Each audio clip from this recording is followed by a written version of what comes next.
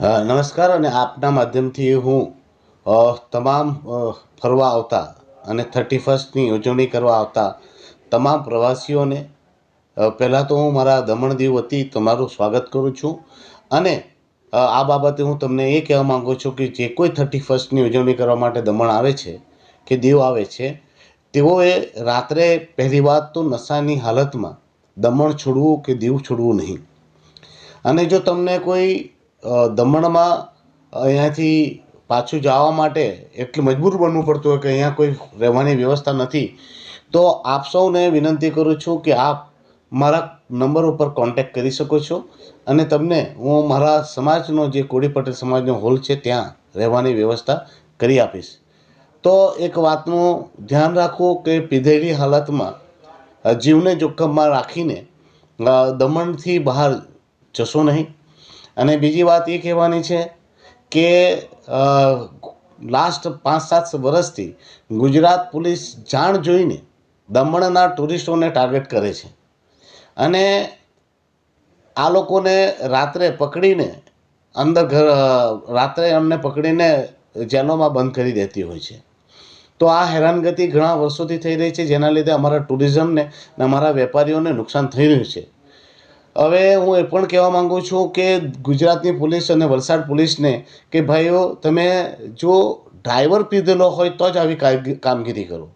સાથે ડ્રાઈવર પીધેલો ન હોય અને ગાડી ચલાવતો હોય તો પેસેન્જરોને હેરાન કરવાનું બંધ કરો.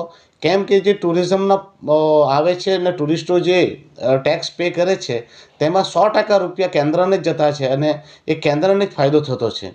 અને અમારું ટુરિઝમના વિકાસ થવાથી પ્રદેશના સાથે સાથે દેશનો પણ વિકાસ છે, જેમાં આપ કનડત ન કરો. બાકી આમ ગુજરાતમાં જે દારૂ પહોંચે છે તે ક્યાંથી પહોંચે તે લોકો જાણે જ છે કે દારૂ ઉડીને જતો નથી કે ટનલમાં ઘૂસીને જતો નથી.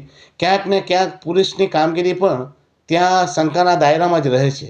ને હું એક વાત ચોક્કસપણે કહું છું, જેટલો દારૂ દમણમાં ઇઝીલી મળતો નથી એનાથી ઇઝીલી ગુજરાતમાં દારૂ મળી જાય છે.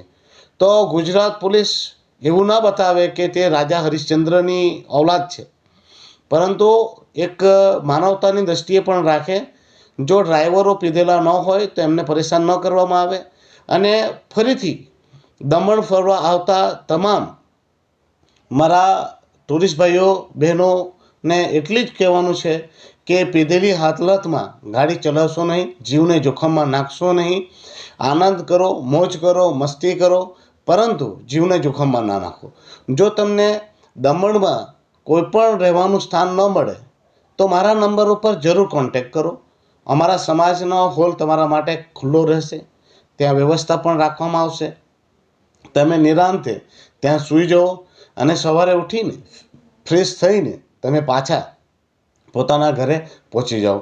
અથવા તો તમારો ડ્રાઈવર તમે એવો લાવો જે પ્રોફેશનલ હોય અને તે પીતો ન હોય અને તેને નહીં પાવો, કારણ કે તમારી સલામતી અને સુરક્ષા મુખ્ય છે. દમણ દીવ વર્ષોથી પ્રવાસી સ્થળ રહ્યું છે અને વધારે પડતું હું એટલું જરૂર કહીશ કે મારા ગુજરાતના ખરેખર ગુજરાતના સુરતના લોકો દ્વારા અમારા દમણનું ટુરિઝમને ચલાવવામાં આવતું રહ્યું છે. તો આપ સૌને ફરીથી વિનંતી કરું છું કે 31માં આવો, વેલકમ છે તમારું, પરંતુ સુરક્ષિત રહો, સલામત રહો, એ પણ અમારો ઉદ્દેશ છે. બસ આટલું જ કહેવાનું. તમને જો રહેવાની વ્યવસ્થા ન મળે તો મારો નંબર 9825844410 ઉપર જરૂર સંપર્ક કરજો. હું તમારી રહેવાની વ્યવસ્થા મારા સમાજના હોલમાં જરૂર કરી આપીશ. ધન્યવાદ.